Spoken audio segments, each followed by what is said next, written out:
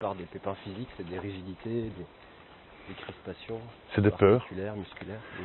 C'est des peurs et puis des zones de confort dans lesquelles on a eu l'habitude de fonctionner. Des zones de confort dans lesquelles on est en général fort con. C'est la peur des changements. Et la peur du changement, bien évidemment, comme on vient de le dire, c'est la rigidité.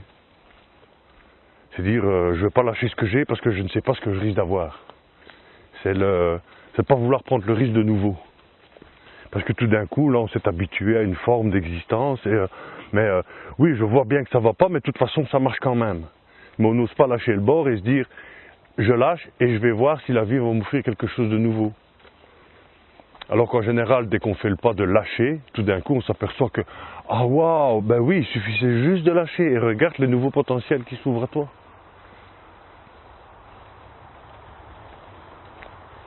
Mais la rigidité, la fixité, c'est la mort. Là, il n'y a plus de mouvement, c'est la vie qui s'éteint.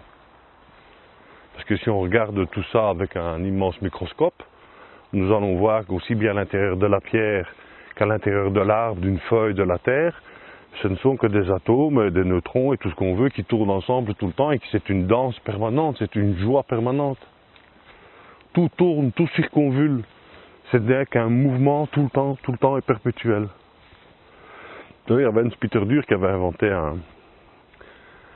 ne sais plus comment il appelait son appareil. Il avait inventé une petite machine, dès que tu l'as bougée, c'est fini. Elle était impossible de l'arrêter. Un pendule.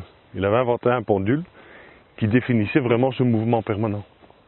Dès que tu le mettais en route, il aurait pu tourner des siècles et des siècles et des siècles. Il était entraîné par son propre poids, par son propre désir, par sa propre volonté.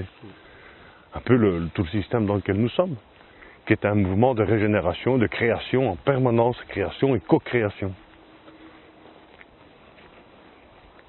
Parce qu'en fait, c'est nous qui générons ce mouvement aussi, c'est nous qui pouvons le fortifier.